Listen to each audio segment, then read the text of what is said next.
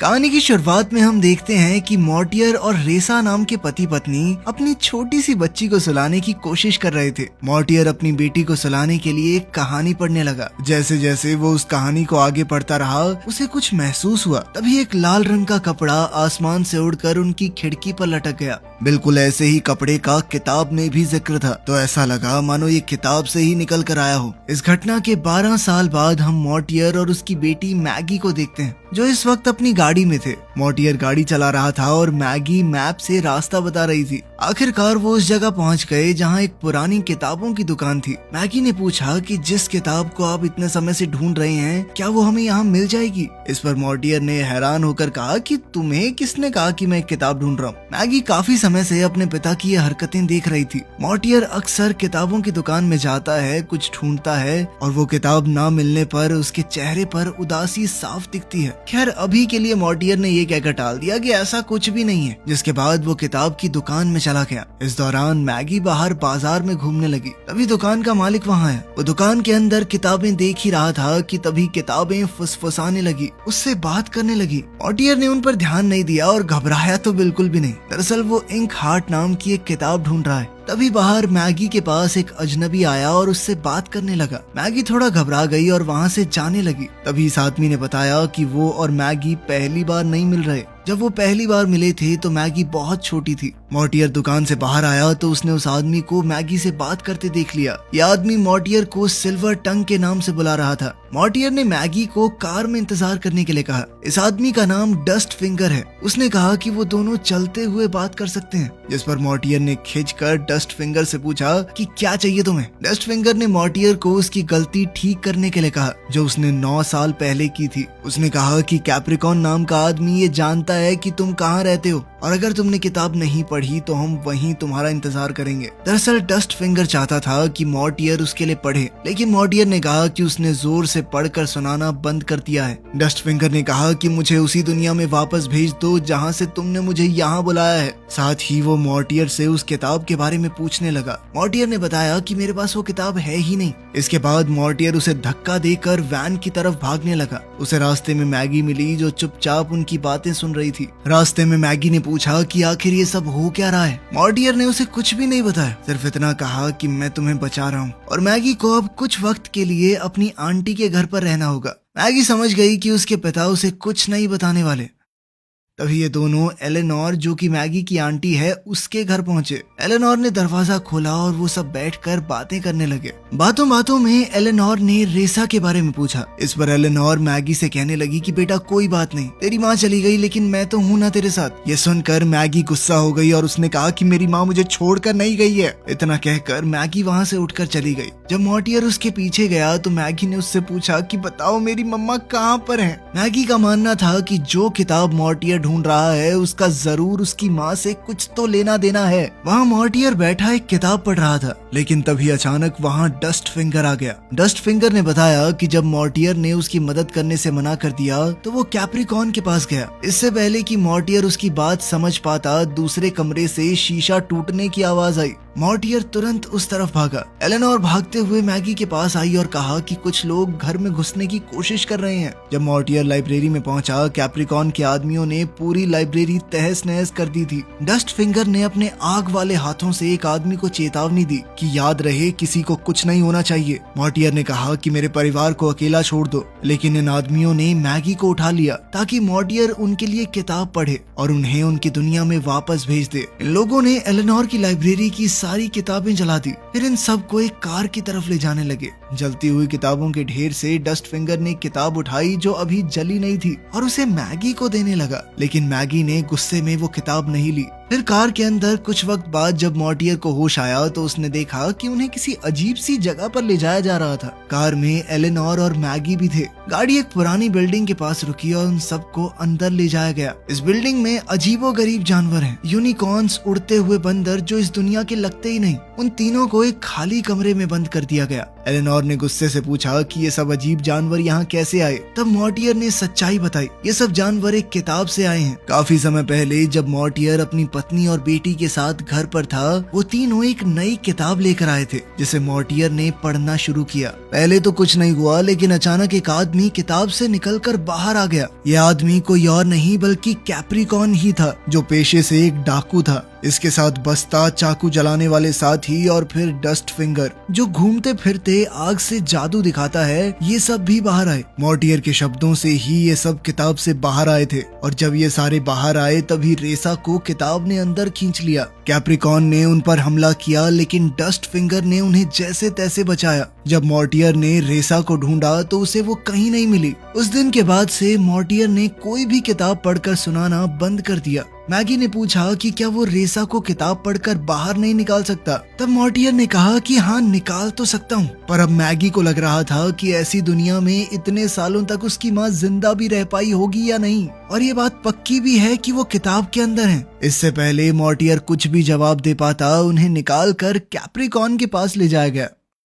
महल की तरफ जाते हुए उन्होंने रास्ते में अजीबोगरीब पेंटिंग्स देखी। उधर एक कमरे में कैप्रिकॉर्न उनका इंतजार कर रहा था। मॉर्टियर ने उसे ताना मारते हुए कहा कि अब तो महल में रह रहा है, अब क्या चाहिए तुझे। कैप्रिकॉर्न का मानना था कि वो किताब वाली दुनिया से यहाँ ज्यादा बेहतर महसूस करता है। तभी कैप्रिकॉर्न ने अपने रीडर को किताब पढ़ने को कहा, लेकिन रीडर ने कैप्रिकॉर्न से कहा कि आपने तो वादा किया था कि एक बार मॉर्टियर आ जाए फिर मुझे नहीं पढ़नी पड़ेगी। कैप्रिकॉर्न ने उसका मजाक उड़ाते हुए कहा कि मेरी बातों पर भरोसा मत किया करो, वो झूठ था, चल पढ़ अब। रीडर ने रुपंजल राजकुमारी की कहानी पढ़नी शुरू की। तभी बाहर से एक जवान औरत कैप्रिकॉर्न के आदमियों से बचकर भागती हुई वहां आई। उसके चेहरे पर कुछ शब्द लिखे हैं क्योंकि अभी उसे आधा ही पढ़ा गया था। दरअसल डैरियस हकलाता था, इसी वजह से वो किताब से चीजें अच्छे तरीके से नहीं निकाल पाता था। अब एक दूसरी किताब लाई गई ताकि मॉर्टियर इस किताब को पढ़े। ये किताब एक खजाने के बारे में थी और कैप्रिकॉर्न चाहता है कि इस किताब से खजाने को बाहर लाने के लिए इस किताब को पढ़ा जाए। अचानक कमरे में रेत बरसने लगी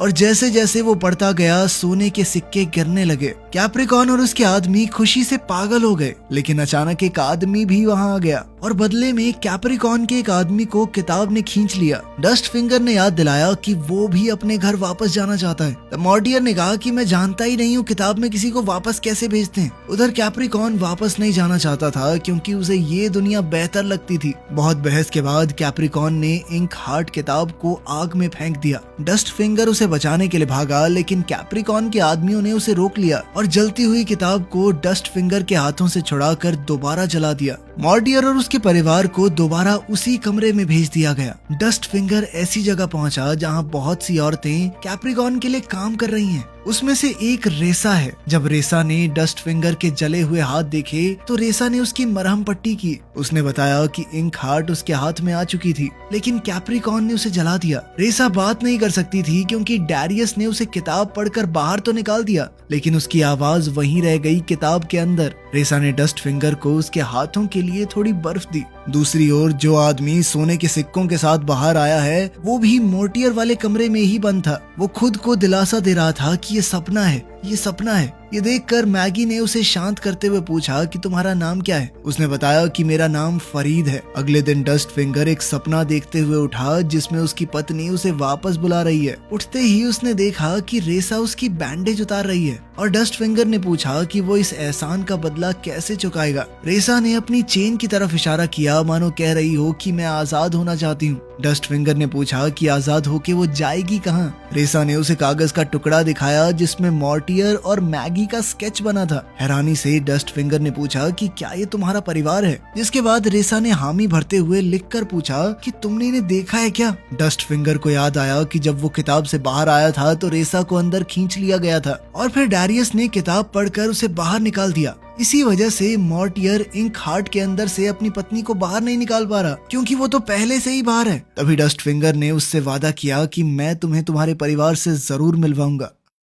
वो बाहर गया तो उसने देखा कि गार्ड्स सो रहे हैं, तो उसने अपने पालतू जानवर को जाकर चाबी लाने के लिए कहा। क्विन डस्ट फिंगर का पालतू जानवर चाबी ले आया और रेसा को दे दी। रेसा ने अपनी चेन खोली जिनसे वो बंधी हुई थी। जैसे ही डस्ट फिंगर मॉर्टियर के दरवाजे पर पहुंचा उसने मैगी को कहते सुना कि शायद इंक हार्ट की एक और भी कॉपी हो। डस्ट फिंगर अंदर गया और उसने मॉर्टियर से पूछा कि क्या वो एक डील कर सकते हैं कि अगर इंक हार्ट की एक और कॉपी मौजूद है तो वो उसे साथ मिलकर ढूंढेंगे और फिर वो डस्ट फिंगर को वापस अपने घर भेजकर रेसा को बाहर बुला सकता है। डस्ट फिंगर ने एक किताब निकाली और मॉर्टियर को पेज 14 पढ़ने को कहा। जैसे ही उसने ये पेज पढ़ा एक बहुत बड़ा तूफान आ गया जिसे देखकर सभी गार्ड गार्ड्स घबरा गए। रेसा भी बाहर आई, लेकिन भागते हुए वो एक बड़े खड्डे में जा गिरी। डस्ट फिंगर, मॉर्टियर, फरीद, एलेनोर और मैगी वहाँ से निकल गए। भागते भागते डस्ट फिंगर नीचे गिर गया तो उसने देखा कि रेसा एक खड्डे में फंसी हुई है। उसने डस्ट फिंगर से मदद मांगी, लेकिन डस्ट फिंगर ने उसकी मदद नहीं की और बाकियों के साथ वहाँ से भाग गया। वो सभी लोग एक वैन में बैठकर वहाँ से निकल गए और पूरी जगह तूफान से तहस नहस हो गई। ये लोग गाड़ी चलाते हुए शहर में पहुंचे, जहाँ उन्हें इंक हार्ट के राइटर से मिलना था। डस्ट फिंगर ने उनके साथ जाने से मना कर दिया, क्योंकि वो अपनी जिंदगी की आगे की कहानी नहीं जानना चाहता, उसे जीना चाहता है। इस पर मैगी ने पूछा कि ये तो अच्छी बात नहीं है कि तुम्हें फ्यूचर का पता होगा। उसने कहा कि जब पहले से पता होगा तो जिंदगी जीने का मजा ही क्या है। मैगी और मॉर्टियर अब किताब के राइटर के पास पहुंचे। राइटर ने दरवाजा खोला तो उसे लगा कि ये लोग उसका ऑटोग्राफ लेने आए हैं, लेकिन मैगी ने बताया कि हम तो अभी अभी कैप्रिकॉन के चंगुल से बचकर भागे हैं। लेकिन किताब के राइटर फेनोग्लियो को उसकी बात पर विश्वास नहीं हो रहा था और वो उनकी बातों को मजाक समझकर मुस्कुराने लगा। उसने कहा कि हाँ, मेरे लिखे हुए किरदार हैं ही इतने बेहतरीन कि लोगों को ये असली लगने लगते हैं। फिर वो तीनों वहाँ वापस पहुँचे जहाँ वो फरीद और डस्ट फिंगर को छोड़ कर आए थे। उन्होंने डस्ट फिंगर को आग के साथ कुछ करतब करते देखा। हैरानी से राइटर ने कहा कि ये तो बिल्कुल वैसा ही है जैसा मैंने लिखा था। फेनोग्लियो खुद को रोक नहीं पाया और वो डस्ट फिंगर से बात करने आगे बढ़ा, लेकिन मॉर्टियर ने उसे रोक दिया, ये कहकर कि डस्ट फिंगर उससे डरता है क्योंकि वो अपनी कहानी का अंत नहीं जानना चाहता। फेनोग्लियो ने कहा कि इसलिए डर रहा है क्या कि आखिर में मर जाएगा। ये सुनकर तो बेचारा डस्ट फिंगर डिप्रेस ही हो गया। अबे मरना था मर जाता, बताने की क्या जरूरत थी साले राइटर। आखिरकार उसने फेनोग्लियो से पूछा कि वो मरेगा कैसे। फेनोग्लियो ने बताया कि तुम अपने पालतू जानवर क्विन को बचाते हुए मरोगे। तभी मॉर्टियर ने राइटर से इंक हार्ट की कॉपी मांगी। राइटर उन सबको अपने घर ले गया जहाँ स्टोर रूम में बहुत सी किताबें थी, लेकिन इंक हार्ट वहाँ नहीं मिली। राइटर ने बताया कि कुछ वक्त पहले पता नहीं कैसे मेरी किताबें या तो जल जाती या फिर गायब हो जाती, समझ ही नहीं आ रहा क्या हुआ। मॉर्टियर तुरंत समझ गया था कि जरूर इस सब के पीछे कैप्रिकॉन का हाथ है, लेकिन आखिरकार इंक हार्ट की एक मैन्यूस्क्रिप्ट मिल गई। अब डस्ट फिंगर को वापस जाने की पूरी आग लगी हुई थी। उसने मॉर्टियर से कहा कि अब जल्दी से मुझे वापस भेज दो, लेकिन मॉर्टियर ने कहा कि पहले वो अपनी पत्नी को वापस लाएगा। अब डस्ट फिंगर के पास सच बताने के अलावा कोई चारा तो था नहीं। उसने बता ही दिया कि तुम्हारी पत्नी इसी दुनिया में है। डैरियस पहले ही उसे वहाँ से निकाल चुका है। गुस्से में आकर मॉर्टियर ने पूछा कि अभी वो कहाँ है, लेकिन डस्ट फिंगर ने कहा कि तुम्हें मुझे वादा करना होगा कि मुझे वापस किताब में भेजोगे। जिसके बाद डस्ट फिंगर ने बताया कि वो वही है जहाँ से हम भाग कर आ रहे हैं। राइटर की गाड़ी में उन दोनों ने वहां जाने का फैसला किया, जबकि फरीद और मैगी को वो लोग राइटर के पास ही छोड़ गए। उस रात मैगी को राइटर के घर पर अचानक ही बैठे बैठे किसी के फुसफुसाने की आवाज आई। ये वही किताब है जो जलने से बच गई थी। मैगी उस किताब के पास गई और उसने इसे पढ़ना शुरू किया। जैसे ही उसने किताब पढ़ी तो टोडो नाम का एक कुत्ता किताब से बाहर आ गया और तुरंत बिस्तर के नीचे छुप गया। राइटर ने अचानक ही उसके कमरे का दरवाजा खटखटाया। जैसे ही मैगी ने दरवाजा खोला उसे पता चला कि राइटर को कैप्रिकॉन के गुंडों ने बंदी बना लिया था और अब वो गुंडे मैगी को धमकाकर मॉर्टियर का पता पूछने लगे। तभी राइटर ने टोडो को देखा और उसे पता चला कि मैगी भी किरदारों को किताब से बाहर ला सकती है। उसने ये बात गलती से जोर से बोल दी। ये सुनकर कैप्रिकॉन और उसके गुंडे समझ गए कि मैगी भी एक सिल्वर टंग है, जिसके बाद वो मैगी को अपने साथ ले गए। रास्ते में मॉर्टियर ने डस्ट फिंगर से पूछा कि क्या रेसा ठीक है। इस पर डस्ट फिंगर ने उसे बताया कि वो वैसे तो ठीक है पर बोल नहीं सकती। अचानक डस्ट फिंगर ने मॉर्टियर को गाड़ी रोकने के लिए कहा। उसने जाकर गाड़ी की डिक्की को खोल कर देखा तो वहाँ फरीद छुपा हुआ था। फरीद ने कहा कि मुझे वो राइटर ठीक आदमी नहीं लग रहा था, इसीलिए मुझे नहीं रहना था उसके साथ। जल्द ही मॉर्टियर, फरीद और डस्ट फिंगर कैप्रिकॉन के महल के पास पहुंचे। तीनों ने चुपचाप पीछे के रास्ते से अंदर घुसने की कोशिश की, जिसके लिए वो छत पर चढ़ गए। तभी मॉर्टियर फिसल गया और कैप्रिकॉन के आदमियों ने उसे देख लिया। किसी तरह ये तीनों बचकर भागे। मॉर्टियर ऊपर चढ़ा और रेसा के कमरे तक पहुंच गया, जहां रेसा का सारा सामान पड़ा था। अंदर जाकर उसे रेसा की स्केचबुक मिली, जिसमें उसने अपने परिवार की ड्राइंग्स बनाई थी। बाहर फरीद और डस्ट फिंगर मॉर्टियर का इंतजार कर रहे थे। इस दौरान फरीद ने डस्ट फिंगर से कहा कि मैं तुम्हारा आग वाला जादू सीखना चाहता हूँ, और काफी कोशिशों के बाद वो ठीक ठाक जादू करने भी लगा। वो दोनों वहाँ खड़े ही थे। इस दौरान कैप्रिकॉन के एक आदमी ने उन्हें पकड़ लिया। फरीद तो किसी तरह भाग निकला, लेकिन डस्ट फिंगर को पकड़कर महल के अंदर कैप्रिकॉन के पास लाया गया। जैसे जैसे ही वो कैप्रिकॉन के पास पहुंचा, उसने देखा कि रेसा एक जाल के अंदर बंधी हुई थी। रेसा ने डस्ट फिंगर को अपने पास खींचा और डस्ट फिंगर ने उसे बताया कि उसका पति उसे लेने आया है। इस कमरे में कैप्रिकॉन मैगी से किताब पढ़वा कर बहुत सी चीजें इस दुनिया में ला रहा था, ये देखने के लिए कि क्या वो सच में सिल्वर टंग है। राइटर ने कैप्रिकॉन को देखकर कहा कि तुम बिल्कुल वैसे ही हो जैसा मैंने लिखा था। कैप्रिकॉन ने राइटर को अपना प्लान बताया कि वो एक खतरनाक किरदार को इस दुनिया में लाएगा जिसका नाम है शैडो, जिसके बाद शैडो इसी दुनिया में रहेगा। मैगी ने कहा कि वो ऐसा नहीं कर सकती क्योंकि तुमने पहले ही किताब की सारी कॉपीज जला दी हैं। लेकिन कैप्रिकॉन ने सांपों से भरे हुए एक डब्बे में पहले ही आखिरी कॉपी छुपा कर रखी हुई थी। उसने वो किताब निकाल कर मैगी को दी और उसे कहा कि शैडो को इस दुनिया में लेकर आओ। मैगी ने कुछ भी पढ़ने से मना कर दिया, जिसके बाद कैप्रिकॉन मैगी को उस कमरे में लेकर गया जहाँ उसकी माँ जाले में लटकी हुई थी। मैगी ने पहले तो उसे नहीं पहचाना, लेकिन फिर माँ कहकर पुकारा और उसकी तरफ भागी। कैप्रिकॉन ने हंसते हुए कहा कि नहीं पढ़ना ना मेरे लिए, मत पढ़, मैं बस तेरी माँ को मार दूंगा। मैगी को एहसास हुआ कि अब उसके पास कोई रास्ता नहीं। इसके बाद मैगी और डस्ट फिंगर को जेल में डाल दिया गया। डस्ट फिंगर अलग जेल में बंद था, जबकि मैगी और राइटर को एक साथ बंद किया गया था। जल्द ही डस्ट फिंगर को पता चला कि मैगी भी एक सिल्वर टंग है और वो भी उसे किताब में वापस भेज सकती है। वहीं राइटर कुछ लिखने की कोशिश कर रहा था। मैगी ने उसे सुझाव दिया कि तुम कहानी में कैप्रिकॉन को शैडो से मरवा दो ना। तभी बैस्टा मैगी के लिए खाना लेकर आया। उसने कहा कि कैप्रिकॉन चाहता है कि कल के लिए वो खूब तैयार रहे। तभी राइटर ने बैस्टा से पूछा कि हम लोग भूत की कहानियों की बातें कर रहे हैं, तुम सुनना चाहोगे? ये सुनते ही बैस्टा बहुत ज्यादा डर गया। दरअसल राइटर जानता था कि मैंने इसको लिखा ही ऐसे है कि ये भूतों की कहानियों से बहुत डरता है। तभी क्विन बैस्टा पर कूद पड़ा और उसकी थैली चुरा कर डस्ट फिंगर के पास ले गया। अब बैस्टा डस्ट फिंगर की जेल में घुसा अपनी थैली को वापस लेने के लिए, जिसके बाद डस्ट फिंगर ने अचानक ही उसे भूतों की कहानी सुनाना शुरू कर दिया और वो कहने लगा कि यहाँ जो कंकाल पड़े हैं ये अभी जिंदा होकर तुझे मार डालेंगे। ये सब सुनकर बैस्टा बहुत ज्यादा डर गया। इस बात का फायदा उठाकर डस्ट फिंगर ने बैस्टा को जेल में बंद कर दिया और खुद बाहर निकल आया। डस्ट फिंगर ने मैगी और राइटर की जेल का ताला खोलने की कोशिश भी की,